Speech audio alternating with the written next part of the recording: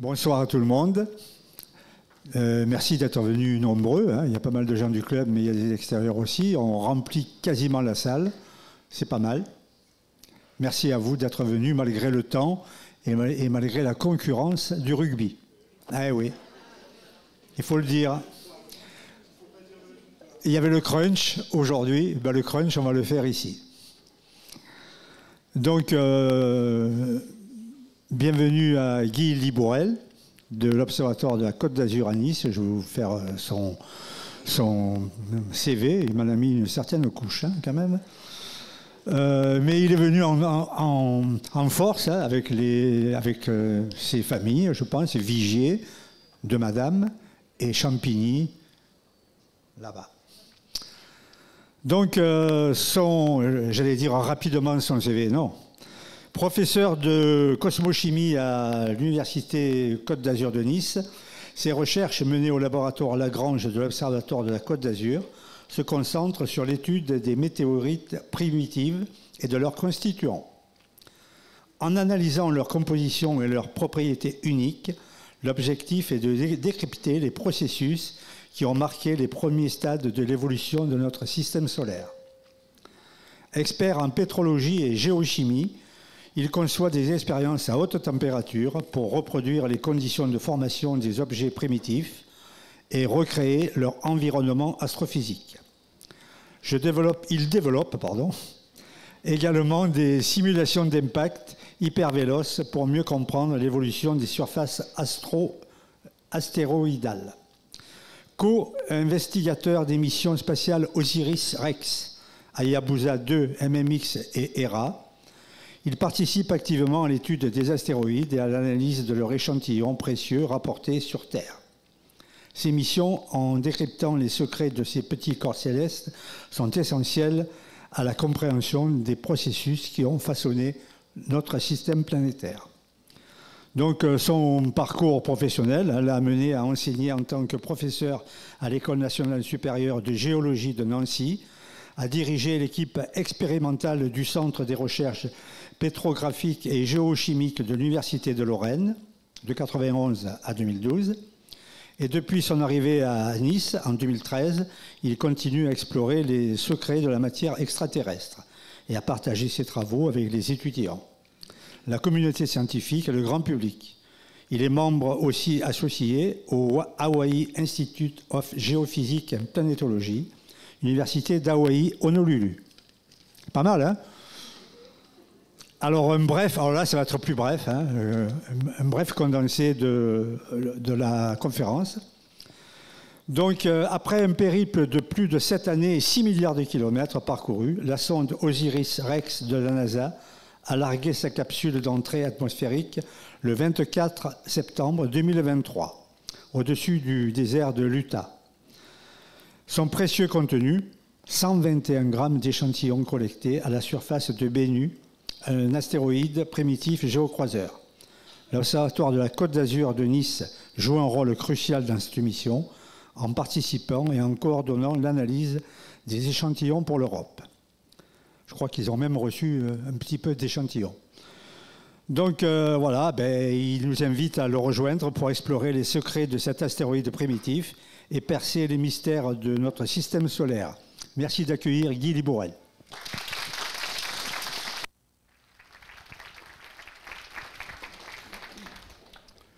Est-ce que tout est dit? Alors, merci beaucoup Pierre pour l'invitation. Effectivement, 2 secondes. Donc effectivement, je vais faire cette présentation et l'idée c'est de partager un petit peu avec vous ce qu'on fait dans nos laboratoires et il y a différentes étapes dans cette présentation que je vais faire. Ce que je voudrais dire aussi, c'est que je suis le porte-parole en fait d'une équipe de peut-être 500 personnes, donc beaucoup aux États-Unis, parce que donc on est impliqué dans cette mission donc NASA, OSIRIS-REx, qui est vraiment une expérience ou une aventure de recherche où beaucoup participent. Et vous le verrez dans le reportage ou dans ce que je vais raconter. Nous, on arrive tout à la fin, donc en fait, c'est nous qui récupérons un petit peu tous les fleurs Mais en fait, on n'oublie pas quand même tous les gens qui ont participé au tout début de la mission, et surtout les navigateurs, etc. Et vous allez voir ce que vous allez voir. Qu'est-ce que je voulais dire aussi? Oui, le PI de la mission, c'est Dante Loretta, donc c'est un collègue qui est à Tucson, donc à l'université d'Arizona, et le collègue qui est en charge de superviser un petit peu toute la partie analytique, il s'appelle Harold Connolly, il est aussi dans le même laboratoire. Donc bref, je suis le porte-parole, c'est ça qu'il faut comprendre, d'une équipe qui est beaucoup plus large. Et effectivement, donc, nous, à la Côte d'Azur, on contribue. Vous connaissez très bien quelqu'un qui s'appelle Patrick Michel, je crois. Voilà. Et donc, en fait, voilà, on a des spécialités qui sont complémentaires. Lui, il est beaucoup plus astrophysicien, beaucoup plus sur la dynamique. Moi, je suis plus côté matériaux, cosmochimiste. Et en fait, c'est cette espèce de discussion qu'on peut avoir qui est prolixe et qui est intéressante d'un point de vue scientifique. On va éteindre la lumière et je vais commencer mon exposé parce que ça commence comme ça. 4, 3, 2, 1. And liftoff of OSIRIS-REx, its 7-year mission to boldly go to the asteroid Bennu and back. Firing look good. Pump speeds and checker pressures are within family. Submarine chamber pressures have plateaued, begun to ramp off. Heard the voice of Marty Malinowski. The Atlas has begun a pitch and yaw maneuver to steer to its planned path, 28.5 degrees inclination from the equator. SRB chamber pressure is almost plateaued at this point. Marty 180, checker pressures look good. 45 seconds of flight. Program is complete. Boosters throttled down. And the Atlas rocket carrying OSIRIS-REx has gone supersonic. Standing by to pass through max Q, maximum aerodynamic On entend les pressure. gens qui sont satisfaits. Max Q, vehicle hydrates continue to look good. This is the point when the mechanical stress on the rocket reaches its peak And because of the booster has rocket's throttled back velocity and resistance created by the Ça a Earth's duré atmosphere. 7 ans, donc ça va durer 7 ans le film.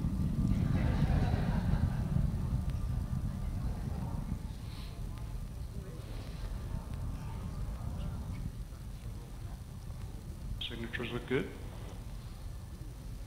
Current altitude is 14 miles. Downrange distance is 9 miles. Current velocity 2,488 miles per hour.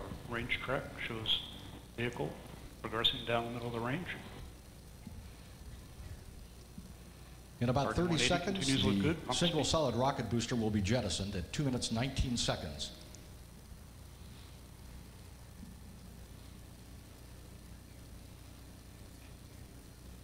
And booster has throttled back down. It's now 50% of its liftoff weight.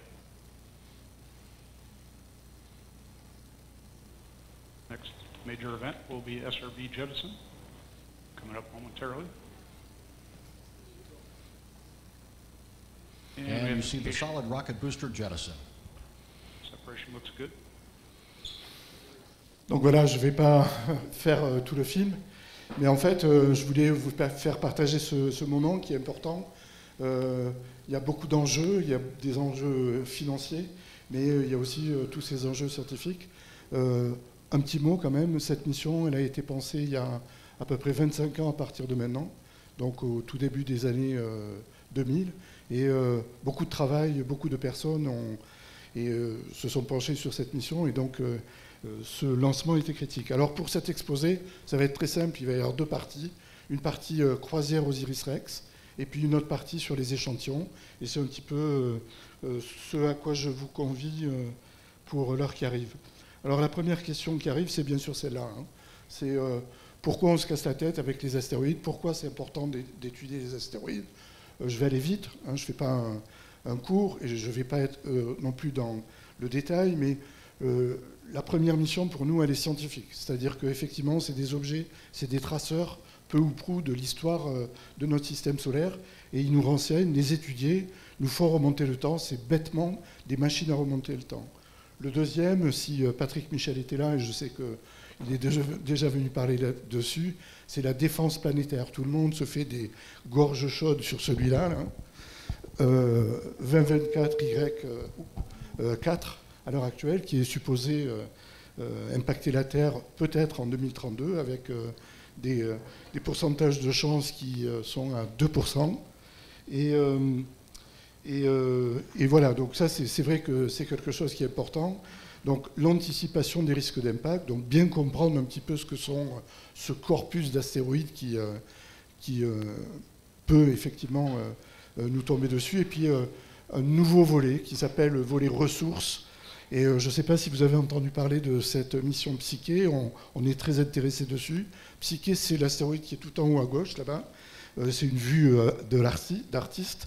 Mais Psyché, c'est quoi? C'est un astéroïde métallique.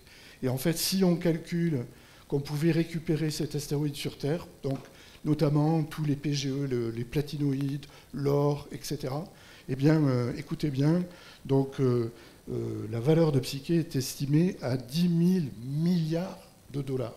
Donc quelque chose qui, bien sûr, focalise les convoitises. On a aussi, pour la partie ressources, quelque chose qui est beaucoup plus simple, c'est Artemis, avec l'idée d'aller sur la Lune pour aller un petit peu plus loin, d'utiliser la Lune comme une espèce de station-service. Donc, toutes ces raisons, elles ont bien sûr d'autres valeurs, mais elles nécessitent une connaissance de ces objets, et c'est ça qu'on essaie de faire. Alors, sur ce petit cartoon, on voit un petit peu la situation de notre système solaire. Donc, tout en bas, c'est l'état actuel. Et en fait, qu'est-ce que nous, on essaie de faire, nous et la communauté, hein, on essaie de comprendre un petit peu comment remonter à différentes époques. Alors, certains, comme Patrick, ils vont s'arrêter assez vite sur, justement, tout ce qui est dynamique, céleste, etc. Pour nous, ce qui nous intéresse, c'est de remonter plus dans le temps et d'aller presque au tout début du système solaire, et notamment d'aborder cette période qu'on appelle la période du disque, où en fait il y avait uniquement que le Soleil, du gaz et des poussières. Et donc c'est des moments qui prédatent un petit peu la formation des planètes ou des planétésimes.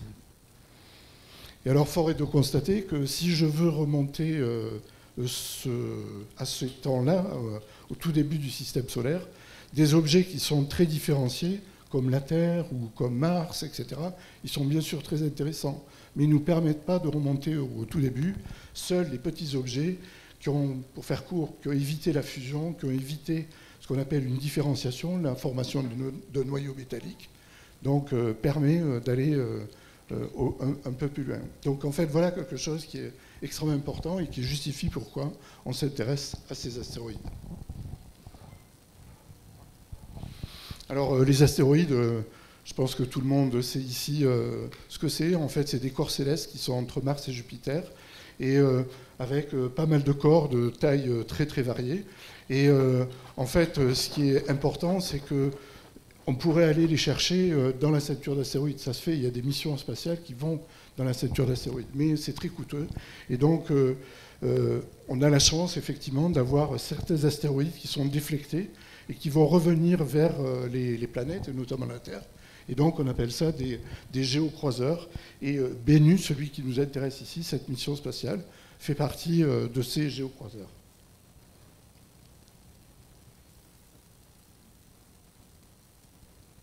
Donc, on voit ici l'orbite de Bennu, et ça me donne aussi l'occasion de dire pourquoi cet astéroïde a été choisi.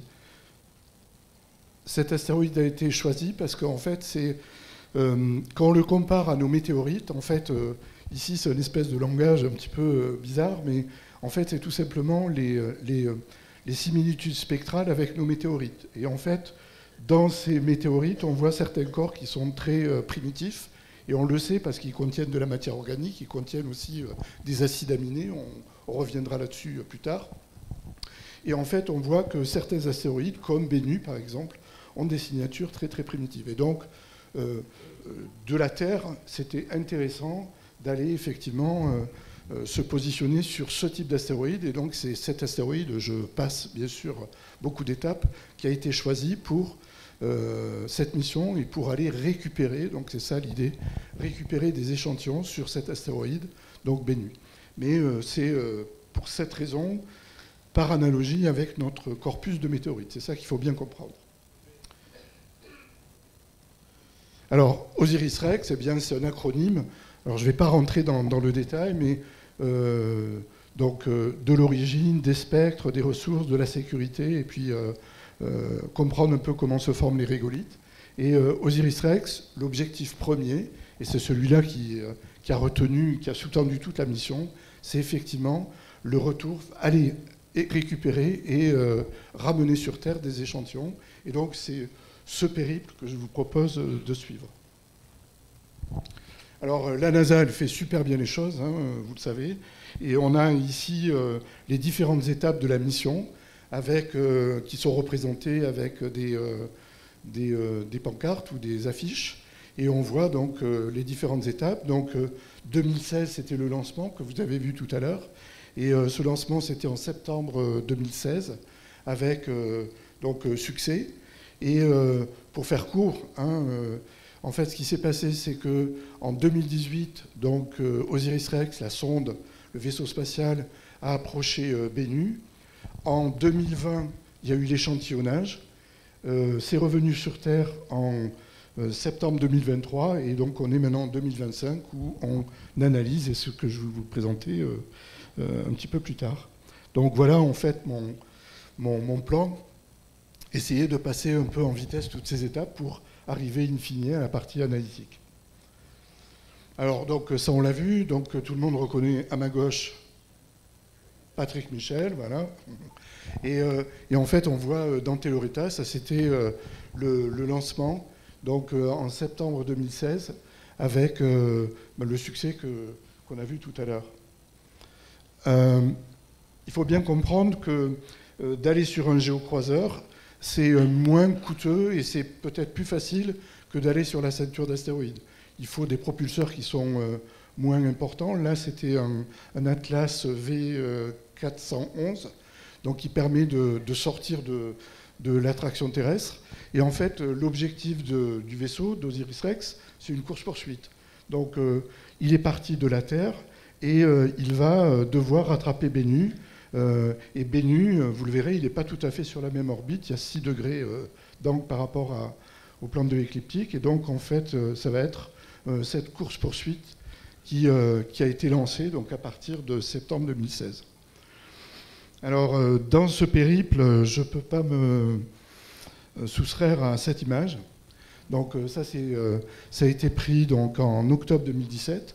Donc, c'est OSIRIS-REx qui part, et il se retourne, et qu'est-ce qu'il voit? Et ça? La Lune. Donc, en fait, on a cette belle image où nous sommes, et ce que nous sommes, en fait.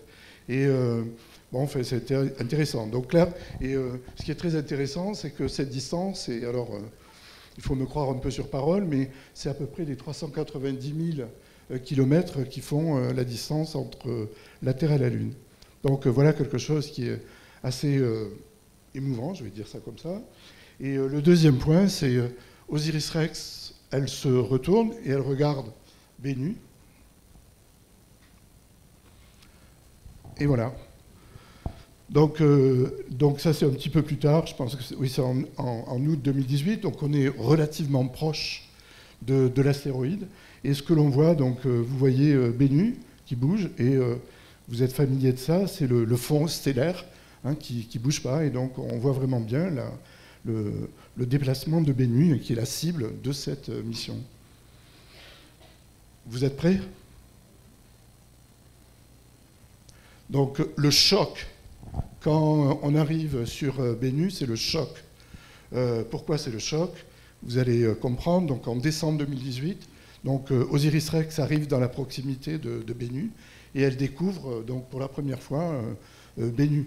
On avait des images qui étaient très floues, très frustres de Bennu, et là on découvre ce qu'est ce corps céleste. 500 mètres de diamètre, c'est pas énorme. Mais avec, si vous connaissez le terme, c'est un chaos. Hein, c'est un chaos au sens géologique du terme. C'est des blocs les uns sur les autres, vous allez voir ça.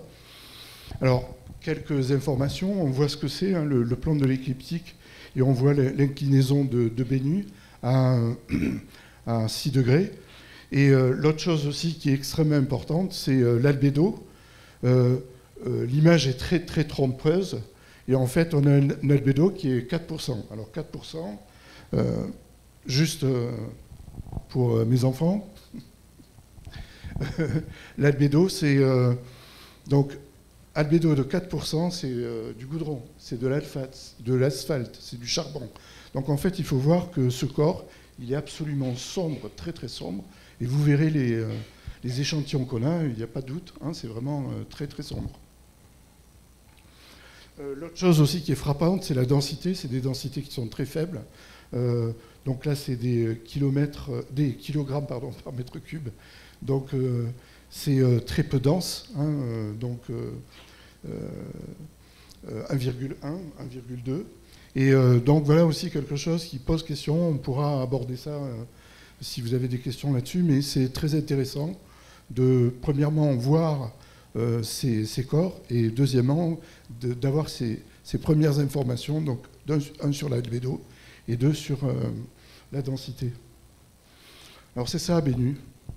Donc c'est un chaos. Un chaos, c'est des blocs les uns sur les autres. Encore une fois, vous avez mémorisé que c'est des fausses couleurs, donc elles sont éclaircies, mais tout ça est très sombre, très noir. Et en fait, c'est des différences de noir. Hein. C'est presque du soulage.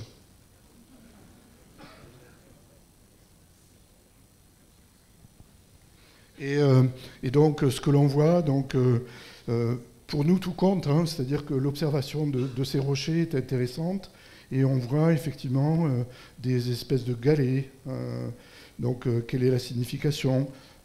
La prochaine est intéressante aussi.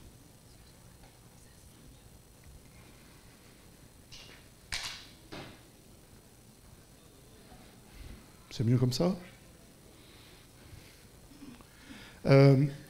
Donc ici, des blocs qui sont énormes. Hein. Donc là, on parle de blocs qui font 30 mètres, hein, avec, pareil, des espèces de litages. Donc pareil, tous les cailloux que l'on voit, c'est des cailloux qui sont gros comme 50 cm, 1 mètre. Donc c'est vraiment le chaos au sens propre du terme, géologique. Regardez celui-là, donc pareil. On voit donc une falaise, donc c'est bien sûr un bloc. Hein, en fait, on voit très bien que ce qu'est Bennu, c'est tout simplement l'accumulation de blocs décamétriques qui donne voilà, cette topographie très très particulière. Alors, on comprend de suite que les ingénieurs qui étaient en charge de récupérer les échantillons, ils sont complètement effrayés à ce moment-là. Et ils disent, mais on ne va jamais y arriver, c'est pas possible. Et pourquoi? Parce que où poser l'échantillonneur et où être sûr qu'on va récupérer de façon safe les échantillons. Donc il n'est pas question, bien sûr, de prendre des risques, etc. Donc en fait, voilà, et donc après moult discussions et 2 ans de cartographie, a été décidé, je passe bien sûr beaucoup d'étapes, a été décidé d'aller sur les zones qui sont les plus propices. Et les plus propices, c'est bêtement des cratères d'impact. En fait, à la surface de Bennu, il y a quelques cratères d'impact où en fait a été dégagé des espèces de parking pour Osiris-Rex, de zones où en fait on a des cailloutis, mais vous voyez la distance, le diamètre donc, de ces zones. C'est vraiment très faible et je pense qu'il voilà, y a une petite animation qui vous met au jour d'aujourd'hui ce à quoi pourrait ressembler la zone d'intérêt. Et en fait, vous voyez, et donc ça c'est la configuration telle qu'elle est, hein, c'est-à-dire qu'on a effectivement ces blocs à la périphérie et avec l'encombrement de la sonde qui fait à peu près 6 mètres. Et tout ça, ça se passe, donc l'échantillonnage a été prévu et a été réalisé à 300 millions de kilomètres de notre planète.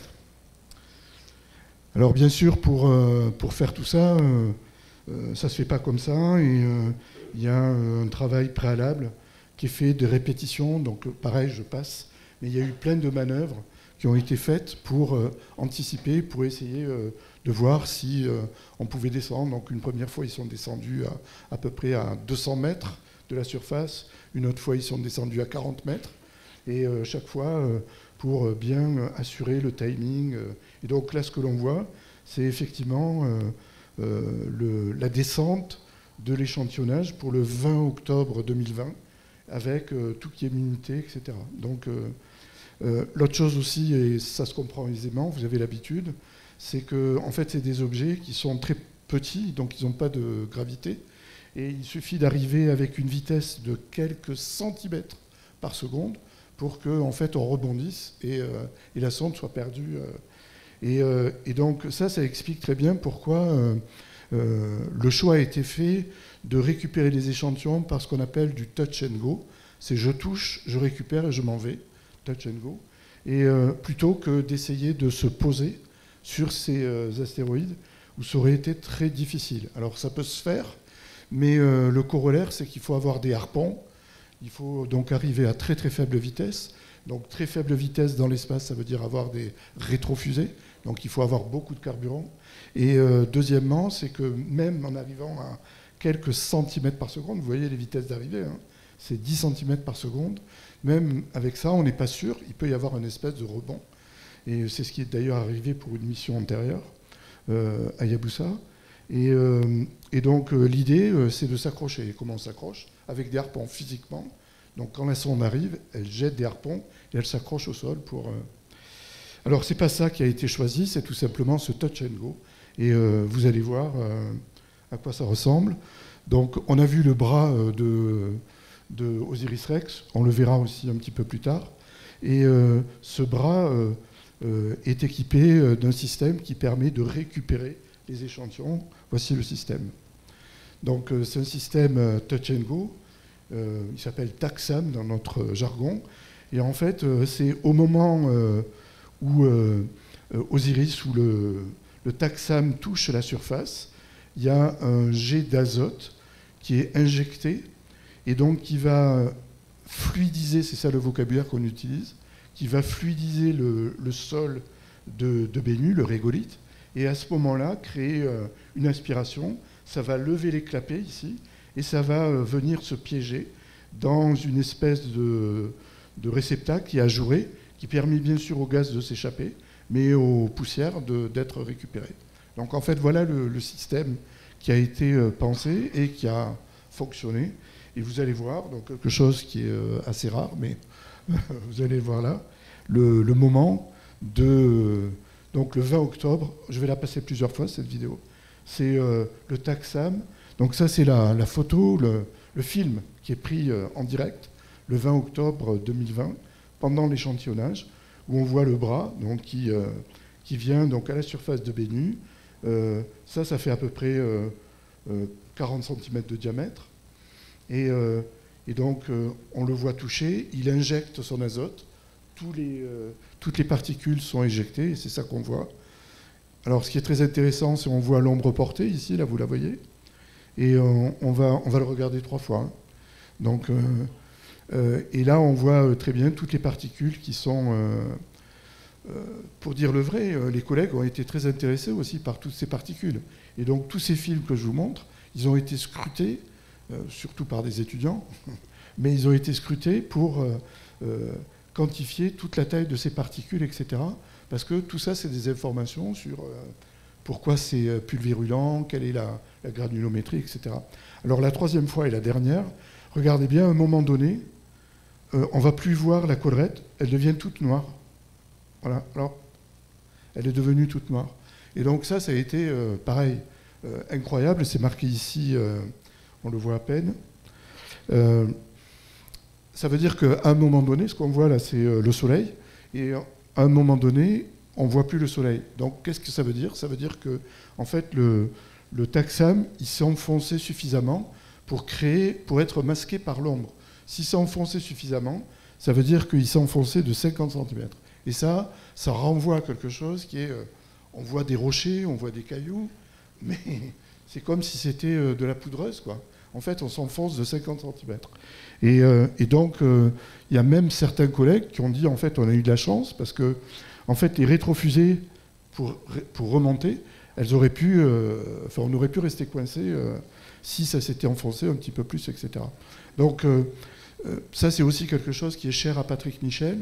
C'est bien de voir, mais c'est bien de toucher. Et, au sens noble. De toucher les astéroïdes, parce que ça nous permet d'avoir effectivement une information sur ce qu'on appelle la rhéologie, le comportement mécanique de ces roches, et ça, c'est important. Je peux voir quelque chose, et c'est ce qu'on voyait avant. On voyait des galets, on voyait des gros blocs, mais par contre, on découvre qu'ils sont très mous, ou comme des éponges, entre guillemets. Autre chose aussi qui a été vite vue, c'est que ça, c'est la caméra qui est inboard et qui permet de filmer le taxam. Et en fait, ce qu'on voit, et c'est ce qu'ils se sont aperçus, c'est qu'il y avait des fuites de grains. Alors, c'est bête, on a fait tout ça pour récupérer des grains, et tous les grains s'en vont. Donc, a été décidé d'arrêter le plus vite possible cette fuite de grains, et a été mis, donc le taxam a été protégé pour éviter cette perte de grains. Mais pendant cette perte de grains, les collègues, toujours pareil, ont utilisé ces images pour avoir une idée de la granulométrie, pour avoir une idée de la quantité de matière qu'on pourrait avoir. Et là, à partir de ces images, et d'autres, a été estimé qu'il y avait à peu près entre 200 et 300 grammes de matière qui avait été... le nominal, pour nous, c'était 60 grammes. Et donc, le fait de penser qu'il y avait plus que 200 grammes, eh bien, le nominal était atteint. Et donc, l'objectif permettait effectivement de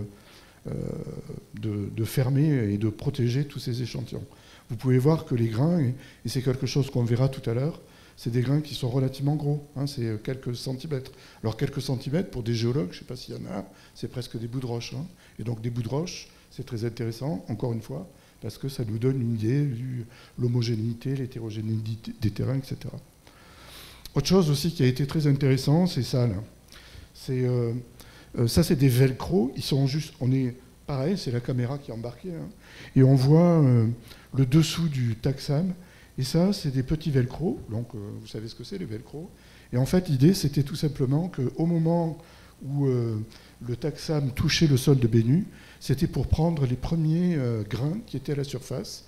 Vous n'êtes pas sans savoir que ces objets restent des milliards d'années ou des millions d'années. Et donc, ils sont soumis à une irradiation. Et donc, c'est très intéressant. Donc, on parle de space weathering, de altération de l'espace. Et c'est très intéressant d'avoir cette information sur quels sont ces premiers grains et qu'est-ce qu'ils ont subi comme altération. Je pourrais digresser si vous me posez des questions, mais c'est un problème qui est extrêmement important. On le comprend. Qu'est-ce que je vois de ces astéroïdes? Je vois tout simplement la surface. Et qu'est-ce que j'analyse? Le spectre électromagnétique. Donc, ce qui veut dire que ma sonde, elle vaut que quelques nanomètres. Et donc, le résultat des courses, c'est que c'est ces premiers millimètres, ce premier micron de la surface de Bennu, quelle qu'elle soit, même si elle est très complexe, qui est vue spectralement. Et donc voilà quelque chose qui est très important parce que cette altération de l'espace modifie aussi ou peut modifier ce qu'on peut imaginer des corps. Alors donc, ça c'est dit ici. Hein, alors il y a plusieurs choses. Il peut y avoir effectivement le vent solaire qui est fortement énergétique. Il peut y avoir aussi tout un tas de rayonnements cosmogéniques. Et puis il y a surtout les micrométéorites qui vont, elles, taper la surface et physiquement faire des petits impacts. Bref, voilà ce qui a été décidé, c'est on remballe et on rentre. Donc voilà, donc toujours pareil, donc c'est des images qui sont données par Lockheed Martin, donc qui ont mis au point ce système. Et en fait, on voit donc le taxam qui est rentré dans le SRC, Sample Return Capsule. Donc c'est la capsule qui va nous retourner les échantillons sur Terre. Donc, hop, c'est fermé, c'est scellé. Et même, je vais vous montrer aussi autre chose.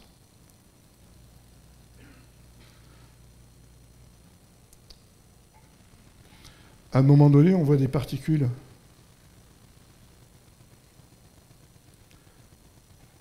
Hop, vous les voyez là, quelques particules, qui montrent bien qu'on est bien live, entre guillemets, en direct.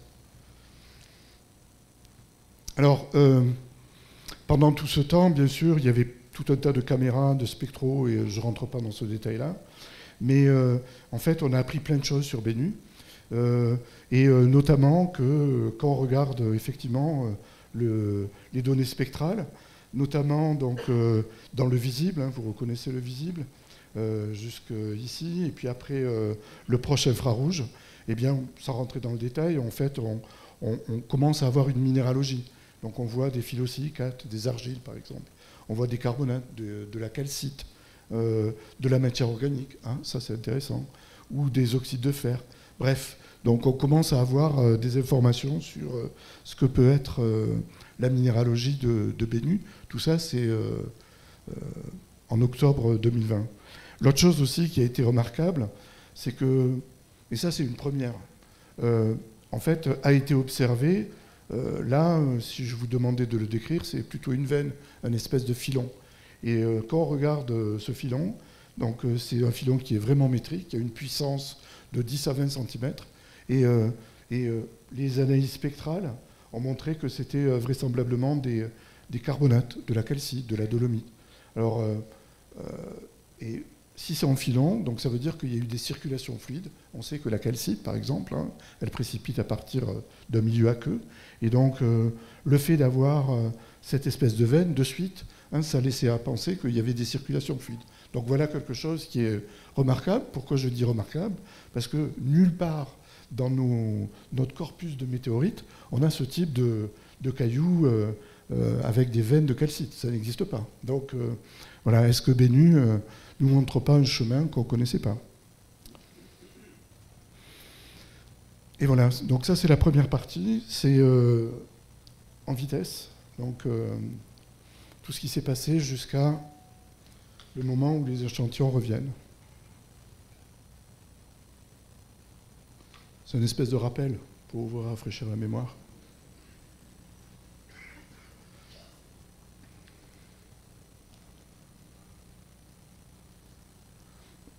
Ils peuvent être contents, hein.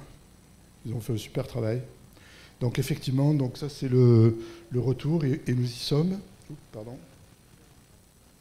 Donc ça c'est le retour, arrivé sur Terre le 24 septembre 2023. Ça c'est pareil, c'était une date extrêmement importante, et je vous montre quelque chose aussi qui est un peu unique. C'est cette image, alors elle n'est pas super, mais en fait on voit le détachement du SRC, de la capsule qui nous retourne les échantillons sur Terre, d'Osiris-Rex. Et Osiris-Rex, lui, il continue sa route, et il s'en va vers un autre astéroïde qui s'appelle Apophis, et qui est aussi supposé être un géocroiseur qui pourrait, en 2029, nous poser des problèmes. Et maintenant, la mission, elle ne s'appelle plus Osiris-Rex, mais Osiris-Apex, pour aller... bref, mais donc ce que l'on voit, c'est cette capsule. Et cette capsule... Vous êtes prêts? Oui? Hop, là voilà. Donc elle arrive sur Terre, et donc tout le monde est content, les parachutes se sont ouverts, et on attend bien sûr le moment fatidique où elle va toucher le sol.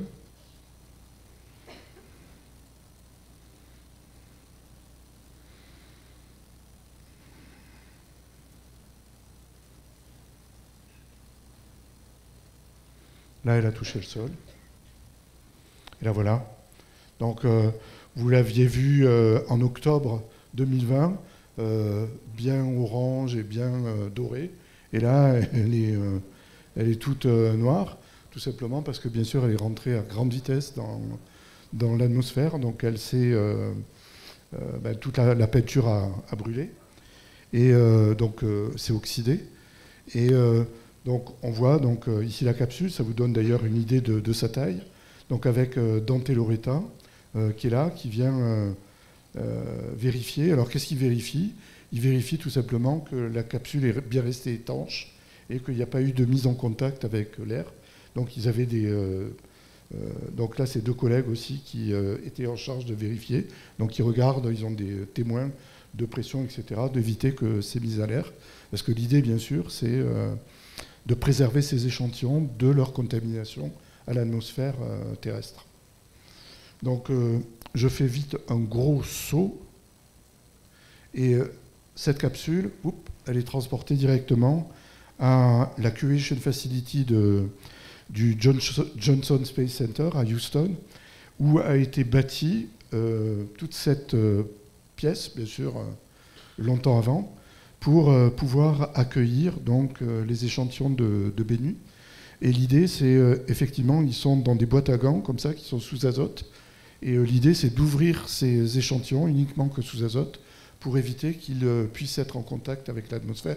Vous verrez tout à la fin de l'exposé à quoi ça sert et pourquoi c'est si important. Mais l'idée, c'est bien sûr d'éviter toute oxydation.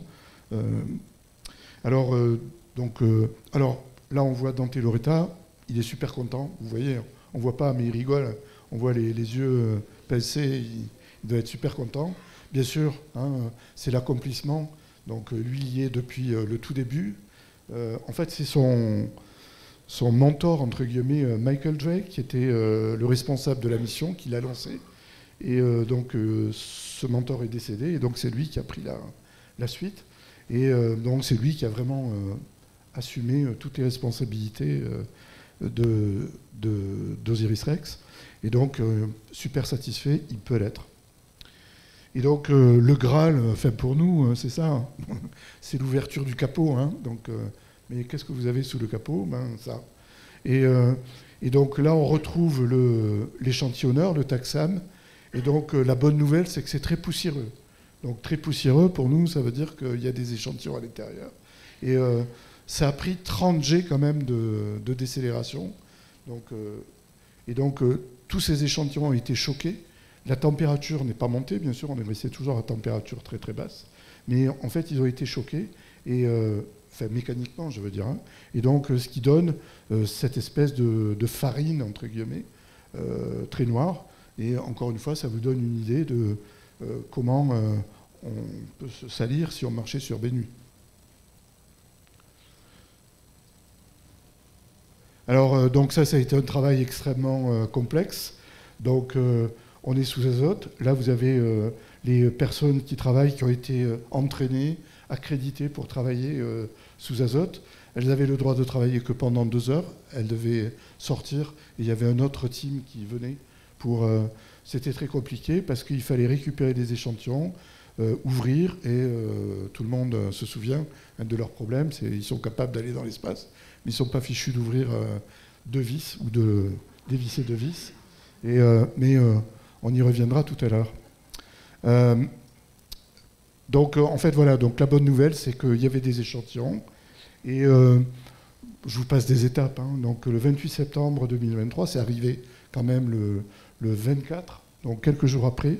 Donc, Dante et Nicole, Lunine, là, sortent les premiers échantillons. Et voilà les premiers échantillons de Bennu. Donc, tels qu'ils sont présentés, ils sont entre l'âme et lamelle, entre guillemets, et prêts à être observés. Alors, c'est des petits grains. Ils sont soit mis dans des flasques, que ce soit comme ça. Nous, on a reçu des échantillons comme ça. Et cette personne est extrêmement importante, c'est Nicole Luni. C'est elle qui est la responsable de la Curation Facility, de l'entreposage, entre guillemets, des échantillons pour les générations futures à GSC. Donc, elle est NASA. Et donc, voilà, si vous voulez, alors je ne sais pas si c'est possible pour vous, mais d'avoir des échantillons, c'est à elle qu'il faut s'adresser pour dire, voilà, Nicole, je voudrais avoir...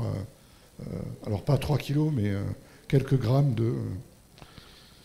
Alors les voilà ces échantillons, donc une fois que ça a été ouvert, etc., que les vis récalcitrantes ont été enlevées, donc j'en passe et des meilleurs, et donc voilà, c'est 121 grammes, tout compte, hein, qui ont été récupérés, et on voit de suite, ce que je disais tout à l'heure, c'est un albédo donc, qui est très...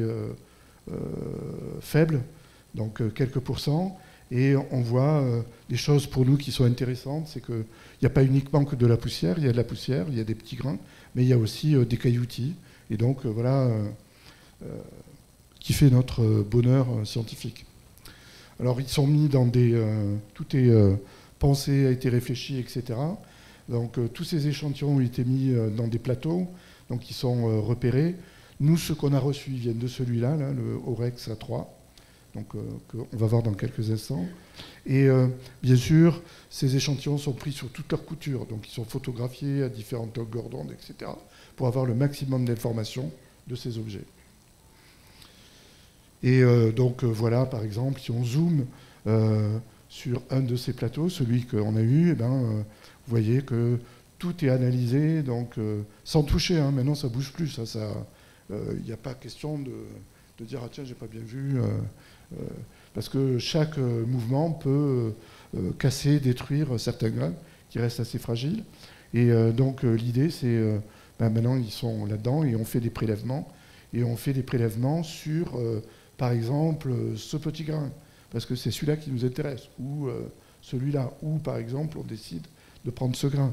Et il est répertorié, il est carté, etc. Bref, voilà ce que ça donne. Alors, bien sûr, il y a d'autres graphes beaucoup plus compliqués. Et après, donc, en mesurant la masse et le volume, eh bien, on peut avoir la densité de ces objets. Et on voit que la densité de ces grains, ici, sont variables de 1,1 à 2 grammes par centimètre cube, qui veut dire que la densité étant différente, soit il y a la porosité, soit la minéralogie est différente. Alors voilà quelque chose qui est très intéressant, c'est que quand on regarde un peu plus en détail ces objets, eh bien on s'aperçoit qu'il y a plusieurs familles. Et par exemple, voilà, donc Unmoki, ça veut dire bosselé. Et donc on voit des échantillons donc très sombres, très noirs, avec donc des bosses. Et on reviendra sur le détail, mais on voit déjà aussi des particules qui sont réfléchissantes, donc c'est des sulfures de fer. Et ça fait écho à ce qu'on a vu sur Bennu. Donc ça fait écho à ce type de gros blocs. Là, on a des blocs qui font 10 mètres. Donc on se dit que quand je regarde ces grains, j'ai peut-être accès à ce type de lithologie. Donc vous voyez le raisonnement. Et donc c'est intéressant parce que ça nous permet après de voir donc, si telle lithologie est plutôt répartie à la surface de façon plus ou moins homogène ou hétérogène, etc. Donc on fait feu de tout bois, hein, c'est-à-dire que toutes les informations comptent sur ces observables. Alors même chose sur ça, on a des grains qui sont très angulaires. Regardez celui-là, celui-là est vraiment magnifique. Hein, on a l'impression de voir une section du nord basaltique. Si vous êtes allé sur des chaussées de géants en Irlande ou du côté de Bord-les-Orgues, eh bien on voit ça donc, avec quelque chose qui est presque géométrique. Et ça renvoie aussi à une lithologie qu'on connaît à la surface de Bennu, des gros blocs comme ça, avec des angles. Donc pourquoi on a ces choses-là et puis des lithologies beaucoup plus marbrées, hein, c'est ça que ça veut dire mottled. Donc avec voilà. Alors ceux-là sont intéressants parce que on a l'impression justement qu'il y a au moins 2 lithologies, 2 types de minéraux. Donc bref. Donc une fois que ça s'est arrivé sur Terre, donc s'est mis en place ce fameux Tiger Team. Donc ce groupe qui était en charge de la première caractérisation de ces échantillons. Et donc dès le mois de octobre, ils se sont mis au travail pour avoir les premières informations sur ces objets. Et donc tout ça, c'est du personnel donc, de la NASA. Donc c'est des collègues. Hein. Voilà. Alors chacun avec sa spécialité. L'optique, ici c'est de l'infrarouge, ici c'est des microscopes électroniques, ici c'est de la diffraction de rayons X, et là c'est pour la photo.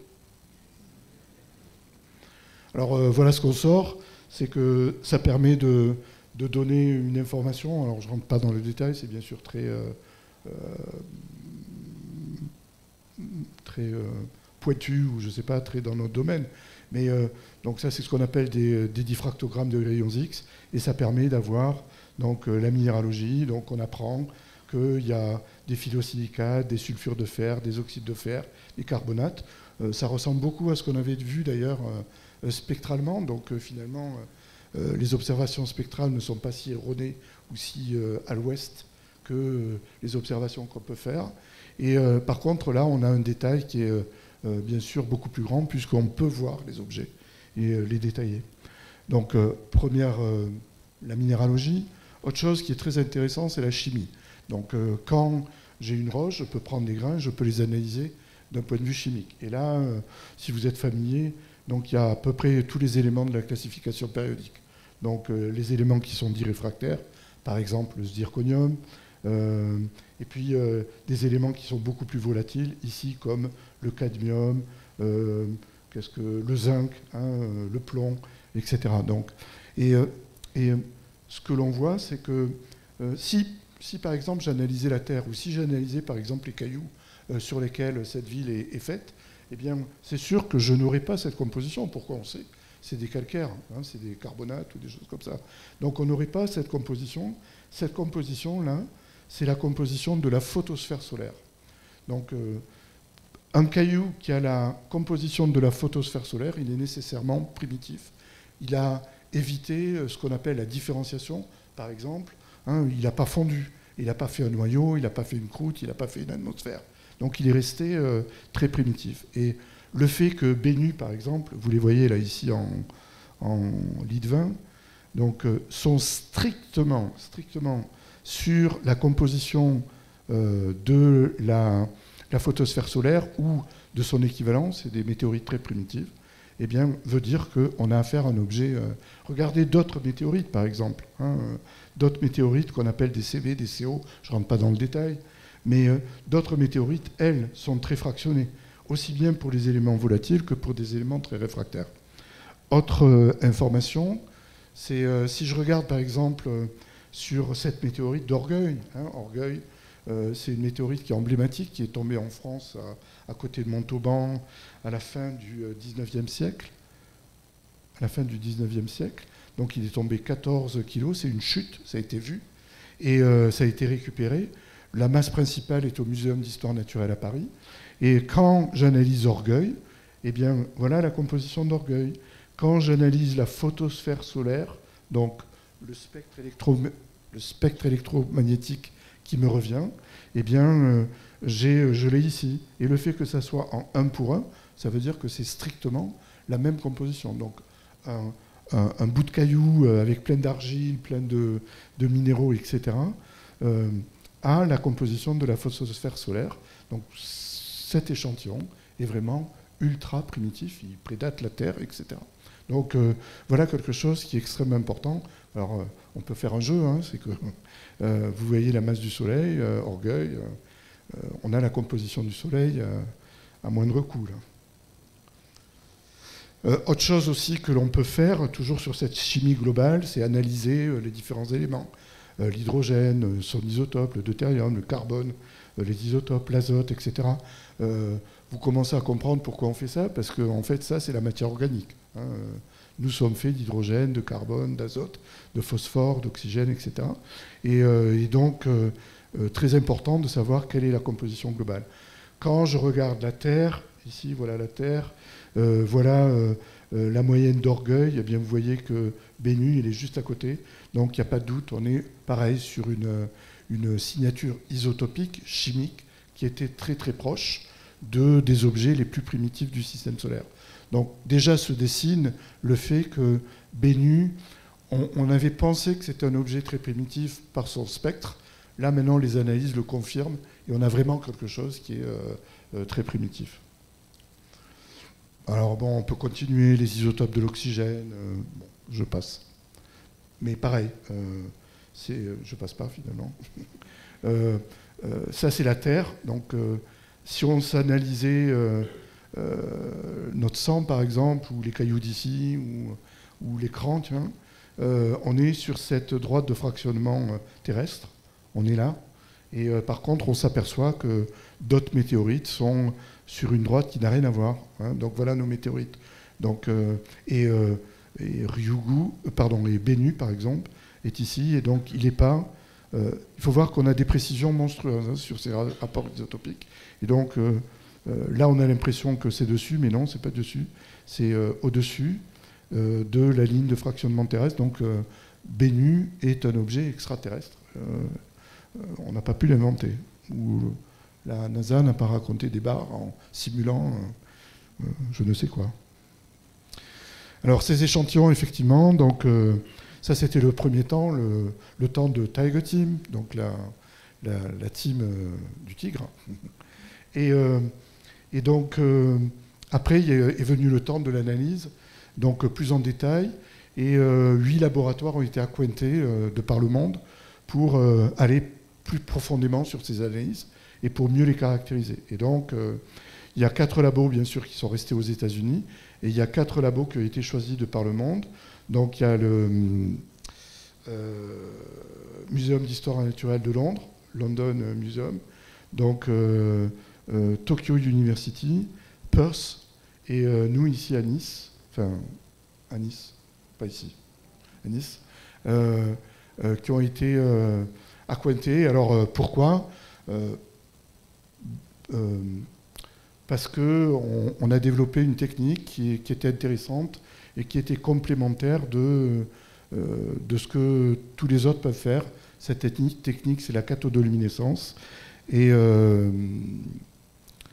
regardez.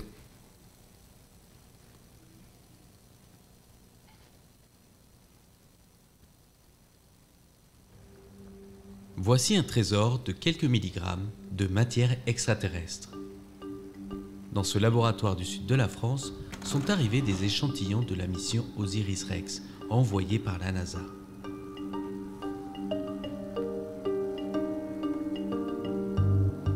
Pour accéder à ces précieux grains, il faut d'abord s'équiper pour entrer dans une salle blanche. Pas question ici de les mélanger à de vulgaires poussières terrestres.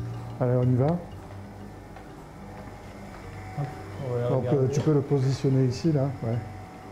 Le professeur Guy Libourel et le postdoctorant Vincent Guigos sont en charge de cette étude. Nous, on arrive vraiment à la fin de toute cette mission, d'où une certaine responsabilité. On a reçu une toute petite quantité, on a reçu à peine 100 mg. Ça, c'est quand même incroyable. On a l'impression de voir, en trichant un tout petit peu, mais la surface de Bennu, comme si on y était. C'est très sombre, très noir, presque comme du charbon. On voit par ailleurs la réflectivité de certaines phases. La lumière est réfléchie, comme si c'était des petits miroirs. Et ça nous donne effectivement une indication que la minéralogie de ces échantillons va être hétérogène, pas monotone. Ça ne va pas être les mêmes phases. Et pour étudier leur composition chimique, les grains sont sélectionnés un par un à l'aide d'un pinceau microscopique. J'ai un pinceau sur lequel on a coupé presque tous les poils à la pointe, sauf quelques-uns, qui vont me permettre ainsi de faire une espèce de pince qui va venir agrapper le grain qui nous intéresse. On va les poser sur un plot qui est en fait composé d'un scotch double face pour pouvoir ensuite les observer par microscopie électronique. Mais avant d'arriver là, ces grains ont effectué un sacré voyage depuis l'astéroïde Bennu. Petit rappel des faits. Lancée en 2016, la sonde Osiris-Rex a mis 2 ans pour atteindre sa cible et encore 2 ans pour la scanner sous toutes ses coutures. Puis en 2020, elle est venue au contact avec son système pour collecter les échantillons.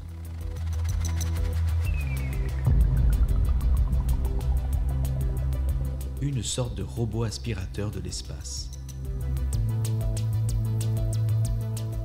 Une fois la cargaison sécurisée dans une capsule, celle-ci a été renvoyée sur Terre pour atterrir enfin dans le désert de l'Utah le 24 septembre 2023.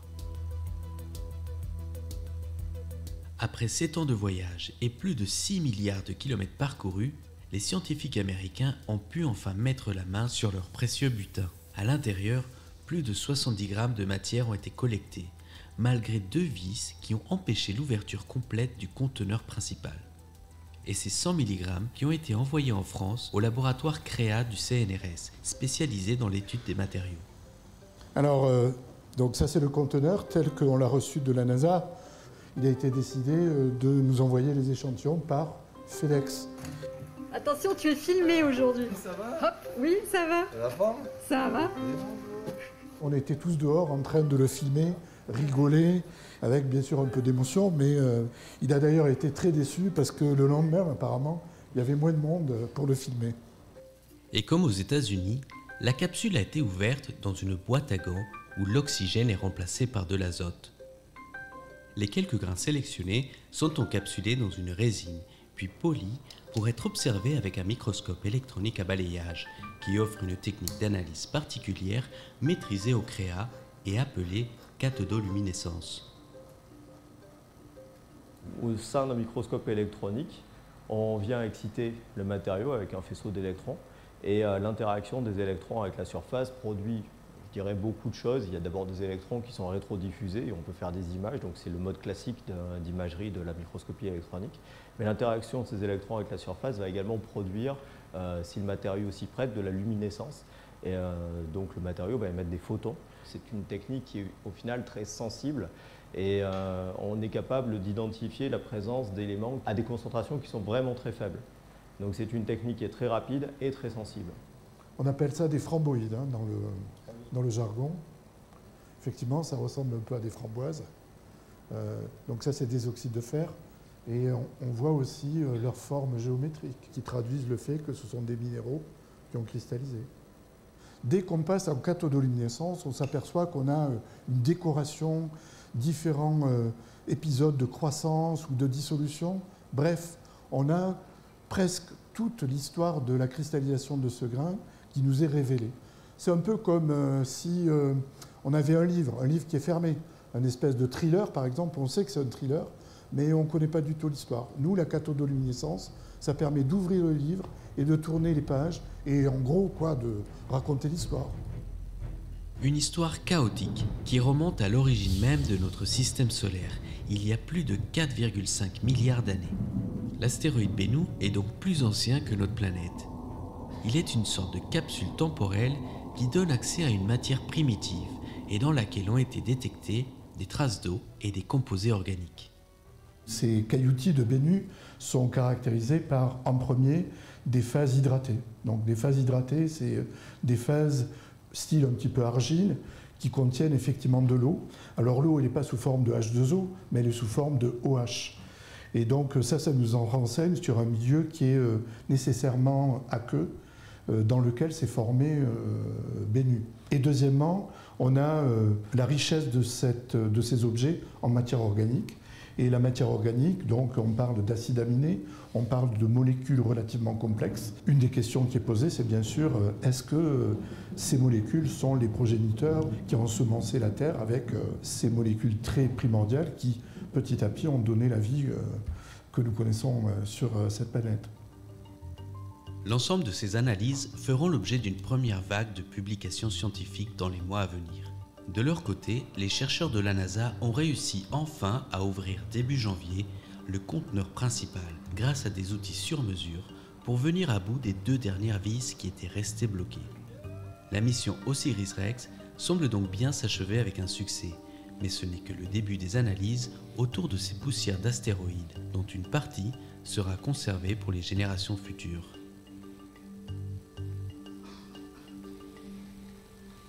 Donc ça, c'est une vidéo qui a été tournée par la Cité des Sciences et de l'Industrie. Voilà, ça c'est le héros de FedEx. Mais c'est vrai que c'était rigolo parce qu'on était tous comme ça et ils ne comprenaient pas quoi. Ils ne savaient surtout pas qu'est-ce qu'il y avait dans la boîte là. Donc ça c'est le conteneur. Alors, j'essaie de le garder, mais je pense que je ne vais pas y arriver pour faire un beau souvenir. Alors oui, ça c'est intéressant parce que c'est arrivé pressurisé sous azote. Donc l'idée c'est effectivement, c'est pour ça que c'était scellé et qu'on a ouvert les échantillons sous azote. D'ailleurs voilà Vincent, là, le collègue, le postdoc, qui est vu de dessus. Hein, on le voit de dessus là. Et on le voit dans notre boîte à gants, là, pour manipuler. Voilà l'échantillon. Et voilà, c'est les nôtres, les échantillons qu'on a eu à regarder. Donc 100 mg, ça peut paraître dérisoire, parce que c'est 1/10 de gramme. Mais pour nous, c'est vraiment des grains, beaucoup de grains, des milliers de grains. Vous avez des grains qui sont à 1 mm, et on a des techniques de caractérisation qui sont meilleures que le micron ou le nanomètre. Donc en fait, ce qui fait que 1 mm, c'est vraiment comme un terrain de foot, si je devais regarder grain par grain, herbe par herbe, tout le terrain de foot. Donc voilà, beaucoup de caractérisation. Et voilà, ce que je voulais vous montrer là pour finir cet exposé, c'est comment on traite et revenir un peu sur cette notion de luminescence sans rentrer dans le détail. Donc on micro-manipule ces échantillons et ça nous permet de les regarder en 2D ou 3D. Et là, par exemple, on voit une topographie donc d'un grain de bénu et on reconnaît donc il a été cassé, on le prend tel qu'il est. On a des microscopes donc, qui permettent de faire la différence. Donc, ils trient en énergie. Et quand c'est relativement lourd, c'est blanc. Et quand c'est relativement léger, c'est sombre. Et donc, on voit là qu'on a affaire à tout ce qui est blanc, c'est riche en éléments lourds. Et l'élément lourd, pour nous, c'est le fer. Le plus lourd dans la classification périodique. Le plus abondant, je vais dire, c'est le fer. Et donc là, on reconnaît, par exemple, des sulfures de fer, s'il y en a qui connaissent, c'est pyrrhotite, des apatites, donc ce qu'on a sur les dents, des dolomites, des carbonates, et puis des oxydes de fer, des magnétites. Et ça nous permet aussi d'avoir une vision 3D, donc on peut avoir des caractérisations un petit peu plus sophistiquées qui nous permettent donc, de voir un petit peu la minéralogie donc, en 3D, donc nous permet de reconstituer ces grains. Par exemple, puisque c'est de la microtomographie, on utilise des rayons X. Ça, c'est des réflecteurs denses, et donc là, c'est les sulfures de fer. Et donc, on voit le positionnement, est-ce qu'ils sont orientés, est-ce qu'ils ne le sont pas. Et encore une fois, comme je disais, c'est aussi des informations qui nous intéressent. Ça, c'est mes fameuses framboïdes. Donc, c'est absolument magnifique. Hein. On voit donc dans une petite cavité, hein, vous voyez l'échelle, hein, c'est un micron. Donc dans une petite cavité, on voit. Donc c'est une cavité de l'époque, il y a 4,6 milliards d'années. Hein, et donc on voit effectivement ces espèces de petits œufs qui sont des oxydes de fer.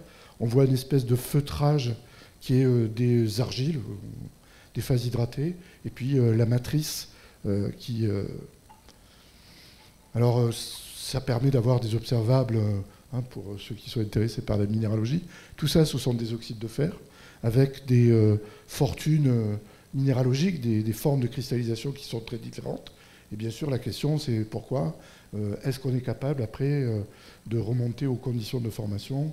Là, on voit des espèces de petits radiateurs. Là, c'est des espèces de bugnes, avec, et là, c'est pas des disques. Alors voilà notre travail. Donc, ce qu'on essaie de faire, c'est retourner finalement ces images de microscopie électronique avec une minéralogie. Donc je ne rentre pas dans le détail, mais en fait on voit qu'on est capable d'habiller tous ces minéraux avec toutes ces phases, pardon, avec des noms. Et ça va être intéressant parce que hein, tout le monde sait ça, un caillou avec tel type de minéralogie, un autre caillou avec un autre type de minéralogie, se sont formés dans des conditions très différentes. Et donc on utilise un petit peu, premièrement, toute cette minéralogie pour donner des conditions de formation à ces objets. Ça donne des choses qui sont très belles. Hein.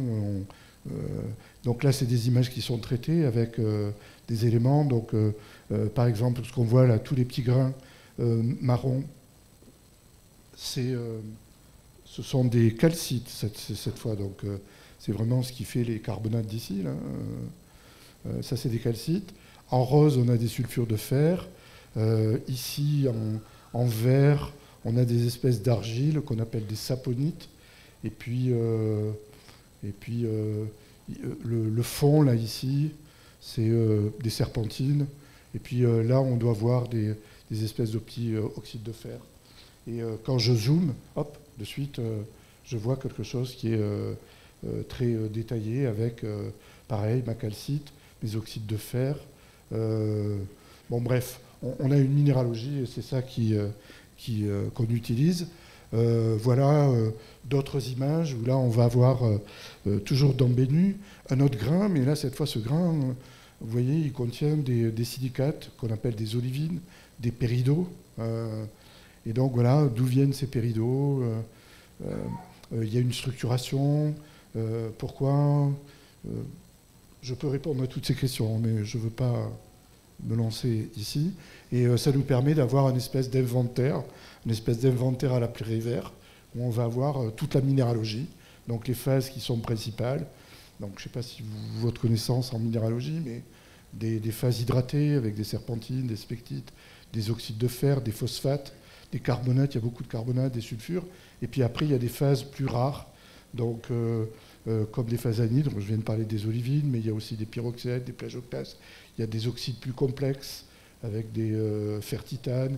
Il y a des sulfures avec du cuivre, du zinc, des phosphures, des phosphates, etc. Et puis, on va parler à la fin de l'exposé, qui arrive bientôt d'ailleurs, de sel. Et en fait, voilà, je voulais juste finir sur ces carbonates. Donc ça, c'est pas le Tirga Team, mais notre équipe. Sur la cathodoluminescence. La cathodoluminescence, en fait, Marc l'a expliqué, mais c'est très simple. En fait, c'est simplement un courant électrique, des électrons qui viennent solliciter un matériau. Là, vous reconnaissez un atome. Et en fait, ce qui va se passer, c'est que quand l'atome est au repos, il y a des électrons. Ces électrons sont sur des bandes de valence. Et en fait, l'excitation va créer donc un déplacement de ces électrons de la bande de valence sur la bande de conduction. C'est un état qui est stationnaire, pas stationnaire, pardon. Et en fait, quand les électrons reviennent à leur état initiaux, ils vont émettre des photons. Et en fait, ces photons, cette énergie, elle a la bonne idée d'être ici dans entre 1 eV et 2 ou 3 eV, en fait, ce qui est le visible. Donc, ce qui veut dire que je peux, en mesurant des spectres, avoir des spectres qui vont être plutôt dans le visible. Donc, toute la luminescence qu'on va voir, elle va être peu ou prou dans le champ du visible. Alors, un exemple. Donc, voilà un grain de Bennu. Là, c'est traité en fausse couleur. Tout ce qui est orange, c'est du calcium. Et ça nous permet d'identifier ici, par exemple, une dolomite, un carbonate. Donc, voilà comme les collègues qui font de la microscopie voient ce carbonate. Donc, ils le voient homogène, donc avec des petits trous et puis une périphérie. Et vous êtes prêtes ? Voilà comment nous, on le voit. Donc, eux, nous. Eux, nous. Et en fait, ce qu'on voit très facilement, c'est qu'on a une décoration qui permet de suivre très bien une croissance cristalline. Et donc, pour nous, la croissance cristalline, c'est vraiment important parce que ça nous donne l'histoire. Donc, je sais que le premier grain, il était là, et le dernier grain, il était là. Donc, en fait, ça permet d'avoir une espèce de chronologie.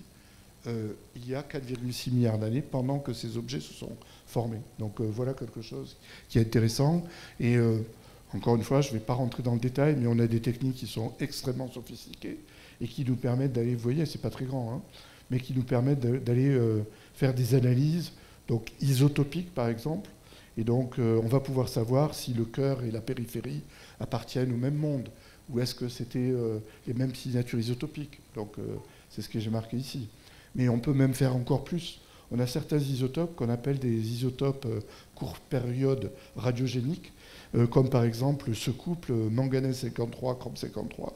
Le manganèse 53, c'est le père radioactif qui se désintègre en fils stable, le chrome 53. Et en fait, on a une période de demi-vie qui est à peu près de 3 millions d'années, qui nous permet, quand on mesure le fils, de pouvoir avoir une information sur l'âge de ce cristal. Et donc ça nous permet donc d'avoir une information, écoutez bien, de la chronologie relative, c'est-à-dire quand cet objet s'est formé, il y a 4,6 milliards d'années. C'est-à-dire qu'on a la possibilité d'être là-bas et avec ce chronomètre.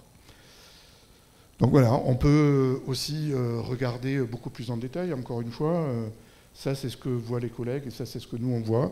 Et on est capable d'avoir ce qu'on appelle des analyses hyperspectrales qui permettent de suivre un petit peu les variations dans les longueurs d'onde. Alors, si vous êtes familier, ben là, on est sur des rouges. Donc, en fait, si je regardais cet objet, il serait plutôt dans les rouges, rouge-orangé. Alors qu'ici, là, on est sur les 400, c'est des bleus. Donc, cette luminescence, là, elle sortirait dans des orangés. Et en fait, ce que l'on fait, ben, voilà, on essaie de faire parler ces luminescences et donc on traite les spectres. Et pourquoi on traite les spectres? Parce que ça nous permet après d'avoir une information sur la chimie, sur le positionnement des atomes. Et en fait, cette luminescence ici, elle est liée au manganèse, le manganèse, donc un élément. Et en fait, ce manganèse, il a la possibilité de se partager, soit dans ce site, soit dans ce site. Et en fait, ça va nous donner une information sur est-ce que c'était un milieu qui était chaud, froid, avec des pH élevés, etc. Donc, on est capable de refaire de la chimie derrière. Juste pour montrer que c'est très différent, si j'analyse par exemple ma petite calcite, eh ben, je vois que ici, j'ai plus du tout de manganèse. Ça, c'est une carte de manganèse. Je vois que ma calcite, elle est pauvre en manganèse. Donc, qu'est-ce qui s'est passé? Où est passé le manganèse? Et donc, voilà, c'est comme ça, de proche en proche, comment on évolue. Et en fait, ce qu'on essaie de faire, c'est de transformer ces observables, donc vous les avez vus, les minéraux, leur composition chimique, par le truchement de réactions chimiques, ce qu'on appelle la thermodynamique. Et en fait, on va pouvoir après essayer de préciser quelles étaient les conditions. Là, j'ai mis juste un exemple. Ça, c'est les conditions d'oxydoréduction et de pH. Tout le monde connaît le pH. Là, c'est très basique. Ici, c'est très... Pardon. Ici, c'est très acide et là, c'est très basique. Et en fait, pour certains de ces objets, on pense qu'on a des conditions qui sont plutôt basiques pour précipiter ces carbonates, etc. Ça vous donne juste une idée de comment on fait et on travaille et comment on passe de ces observables qui sont du visuel, en gros, à des choses qui sont quantifiées. Et là, je pourrais mettre de la température, je pourrais mettre de la chimie, quelle était la solution qui précipitait ces espèces, etc. Donc tout ça nous a donné effectivement, donc, je ne sais pas si vous avez suivi la presse, donc la possibilité d'avoir un papier là, qui est sorti la semaine dernière à Nature, qui est le résumé un petit peu de ce qu'on a fait. Et donc c'est une équipe donc, qui est internationale, comme je disais. Et donc on est les seuls Français à pointer là, dans cette équipe. Et voilà, donc là ce que l'on voit, et c'est très intéressant, c'est des carbonates de sodium. Et ces carbonates de sodium, ils sont extrêmement sensibles à l'atmosphère, à l'hygrométrie. Et ils peuvent se dissoudre, ils peuvent disparaître. Donc en fait, si on avait laissé cet échantillon comme les collègues l'ont fait avec orgueil, en muséologie, au Muséum d'histoire naturelle, eh bien ces phases, si elles ont existé, ont été complètement dissoutes dans l'hygrométrie, dans l'eau de l'atmosphère, et ont disparu, ou ont été lixiviées.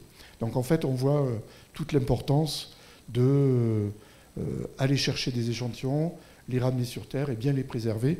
Et les préserver, à l'époque, donc ils avaient cette muséologie, c'était très bien, ils ont gardé les échantillons au Muséum d'histoire naturelle, comme par exemple Orgueil, mais le problème, c'est qu'ils n'avaient pas anticipé le fait que l'hygrométrie de l'air pouvait bien sûr altérer les phases et, dans notre jargon, lessiver, litcher certains éléments et modifier complètement la minéralogie. Si on re-regarde l'échantillon d'Orgueil, on voit qu'il y a tout un tas d'efflorescences blanches, et ça, c'est des sulfates de calcium, et c'est des sulfates de calcium qui ont été faits au Muséum d'histoire naturelle, simplement par interaction avec l'atmosphère. Alors, j'ai presque fini. Mon épouse me fait des gros yeux, là.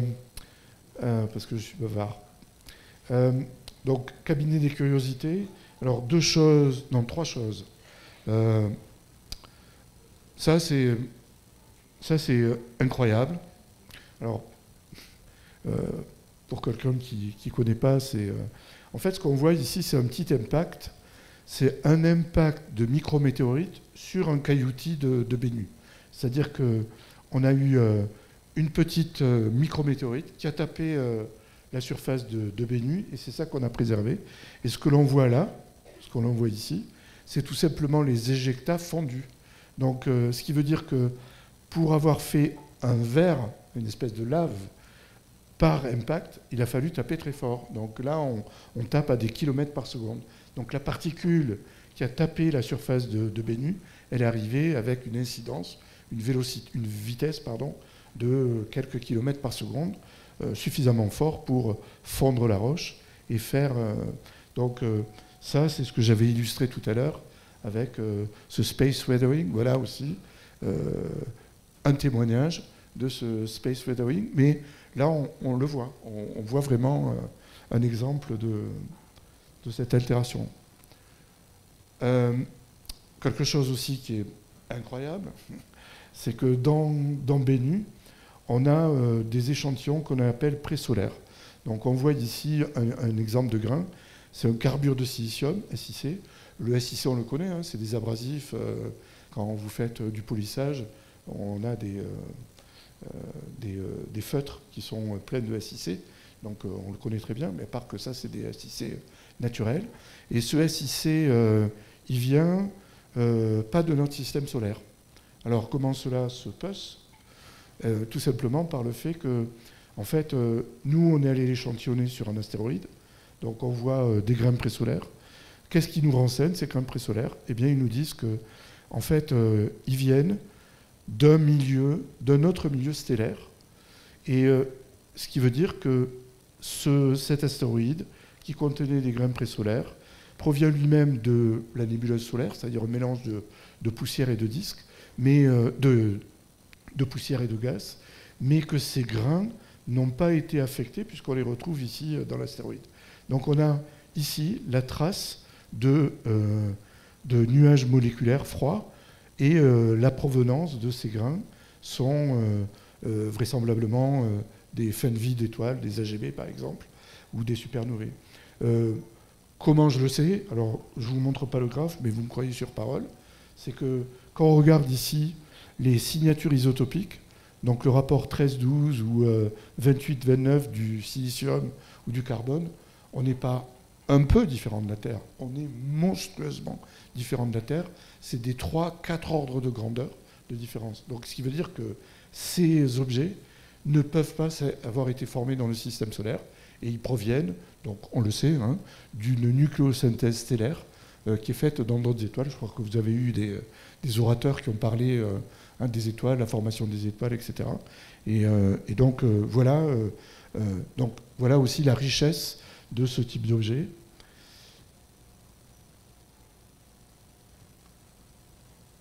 Voilà. Alors, pour finir presque totalement, je voulais quand même aborder quelque chose qui n'est pas mon domaine, c'est la chimie organique. Et quand on regarde effectivement Bennu, donc pas moi, mais les collègues qui sont spécialisés dans la chimie organique, eh bien effectivement, ils voient donc une quantité très importante. On l'a déjà vu tout à l'heure avec la charge en carbone. Hein. Donc il y avait beaucoup de carbone. Et donc effectivement, ils voient différents types d'endroits dans Bennu où on a de la matière organique, donc soit sous forme diffuse, soit sous forme de veines, ou des nanoglobules. Donc ça, c'est quelque chose qui est assez récurrent dans cette matière primitive, dans Orgueil, on voit ça. Et voilà, tout ça, ça interroge. Et quand on analyse ces matières, alors, quand on regarde les masses, on a des macromolécules qui sont très grandes. Ici, on a les cycles aromatiques, là, par exemple, du pyrène, du naphtalène, ou tout un tas d'autres molécules aromatiques. Mais pire que ça, puisque dans cette étude, compagnon de celle qu'on avait, donc, qui est sortie aussi le même jour, la semaine dernière, donc voilà, le 29 janvier, eh bien, ils mettent en évidence donc, une matière organique qui est très riche dans Bennu, avec donc, des quantités importantes en ammoniac et en azote, bien sûr, mais c'est surtout ce qu'ils mettent en évidence, c'est des acides aminés. Ils arrivent à avoir 14 acides aminés, et pire que ça, c'est qu'en fait, ils arrivent à mettre en évidence les 5 nucléobases qu'on connaît, donc l'adénine, la guanine, l'uracile, la thymine et la cytosine. Je ne sais pas si vous vous souvenez de vos cours de biologie. Ça, c'est extrêmement important, parce que c'est les briques donc de notre ADN et notre ARN. Donc en fait, on voit que, et ça commence à devenir très intéressant, c'est que ce type d'objet, non seulement il est capable d'avoir une minéralogie très particulière qui va donner des sels, donc c'est ce qu'on appelle des saumures, un peu, allez, ça ressemble, je triche, à la Camargue, hein, c'est des sels, des solutions qui ont évolué et qui sont très riches en matière ionique. Et à côté, dans le même milligramme, on va avoir de la matière organique avec ce type d'acide aminé. Donc on comprend que on se pose la question de savoir quel est le rôle des uns par rapport aux autres ou des autres par rapport aux uns, hein, si vous me suivez. Donc ça, c'est un premier questionnement. L'autre chose qui est très intéressante, c'est de dire que en fait, ces astéroïdes, avant on pensait que les comètes, elles amènent l'eau, elles amènent aussi, mais en fait, on peut imaginer que ces astéroïdes vont amener aussi tous les ingrédients nécessaires à la vie, et là on en a la preuve, et c'est un peu ce que ces deux papiers mettent en exergue. Alors, pour finir, donc, en fait, voilà Bennu. Bennu, c'est l'état actuel de Bennu. Et donc, je vais personnaliser Patrick Michel, par exemple. Patrick Michel, il va s'intéresser sur la forme de Bennu, il va s'intéresser sur les blocs, sur la distribution des blocs, et il va être intéressé sur cette partie-là. Donc ça, c'est ce qu'on appelle la partie réaccrétionnaire, c'est la partie Wobble Pie dans notre jargon, c'est l'accumulation de blocs suite à un ou plusieurs impacts, hein, c'est pas nécessaire. Et donc, lui, ce qu'il va voir, c'est la vie moderne, entre guillemets, de Bennu. Alors que nous, en regardant, donc, vous avez bien compris, la matière intime qui constitue ces blocs, nous, on remonte le temps et on arrive sur ce qu'on appelle le corps parent de Bennu, l'histoire la plus primordiale. Et cette histoire la plus primordiale, on sait qu'elle est dans les 10 premiers millions d'années de la vie de notre système solaire. Donc on est à 4,567 milliards d'années, plus ou moins 160 000 ans. Ça, c'est l'âge, c'est le T0 du système solaire. Et on est vraiment juste après. Donc les blocs que l'on voit, le corps parent de Bennu, le père, entre guillemets, ou les pères de Bennu, s'il y en a plusieurs, eh bien, proviennent de cette période. Donc voilà quelque chose qui est très intéressant. Donc maintenant, si je mets où est la Terre là-dedans, quand la Terre se forme, la Terre, elle se forme à peu près à 100 millions d'années. Donc on est à peu près par là. Donc on voit que ces corps-là, ils nous renseignent sur les briques qui ont servi à faire la Terre et aussi les autres corps célestes, hein, qui constituent notre système solaire. Donc on voit vraiment donc, tout l'intérêt de se pencher sur ces objets. Alors, donc, voilà l'idée, c'est que est-ce qu'on peut remonter le temps? Ben oui, et on peut tricher avec les météorites, et on peut aussi maintenant, mieux que ça, aller cibler certains astéroïdes et ramener quelques échantillons.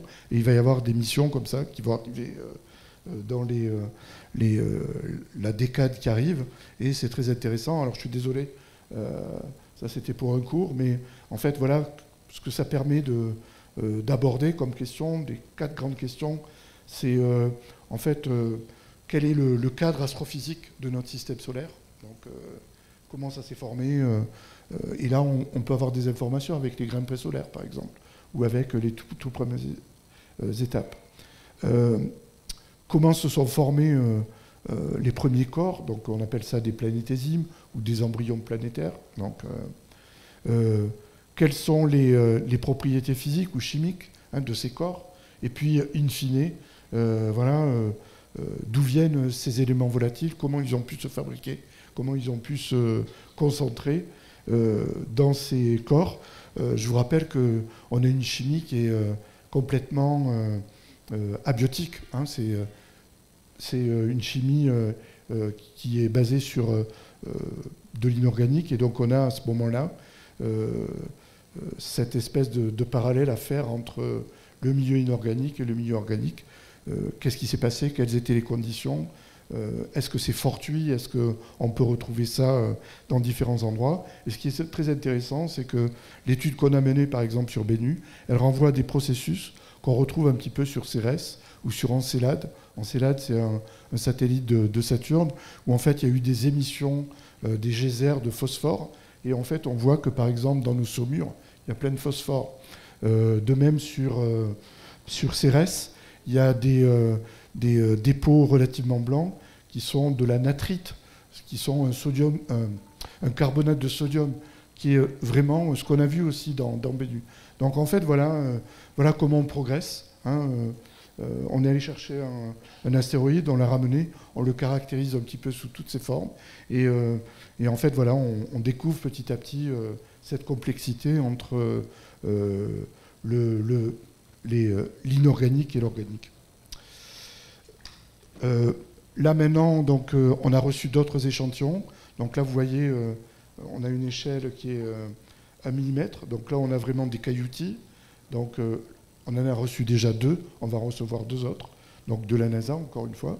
Et donc là, on va avoir des caractérisations à faire. Et j'aurais presque fini cet exposé en disant que moi, je suis le responsable. C'est un peu prétentieux, mais le responsable coordinateur géographique pour l'Europe. Et en fait, donc, nous, notre laboratoire, on est associé avec plusieurs autres laboratoires. Il y en a un en Belgique, il y en a un autre en Allemagne, à Francfort. Et l'idée, c'est on travaille de conserve. Et donc, quand nos caractérisations minéralogiques sont faites, on passe les échantillons à d'autres collègues qui vont regarder. Par exemple, pour Nancy, ils vont regarder toute la partie isotopique. Donc, ils ont des analyseurs dédiés. Donc, isotopie, on appelle ça des spectromètres de masse ou des sondes ioniques. Et donc, voilà. On travaille avec ces collègues là,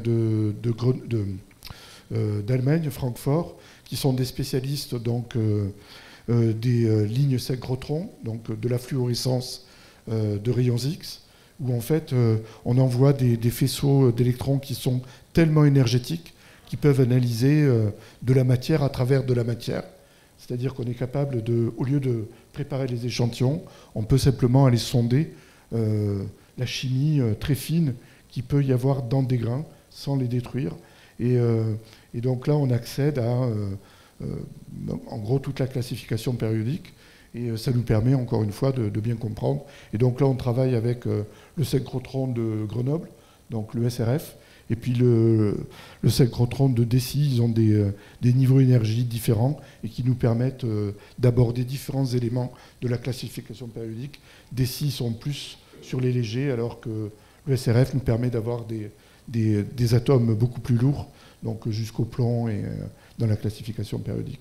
Donc en fait, voilà, et encore une fois, j'ai quasiment terminé en disant que même chez nous, c'est un travail d'équipe où bien sûr on a une équipe ici à Nice et avec les collègues de Lagrange, donc Marc Portail, pour ne pas le nommer, qui est vraiment le responsable de la cathodoluminescence, et puis après ses autres collègues, où on a des réunions régulières entre nous, et même chose avec les collègues américains.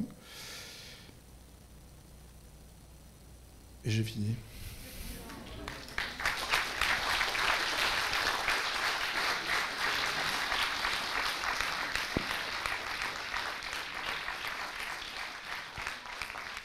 On remercie encore Guy Liborel. Merci.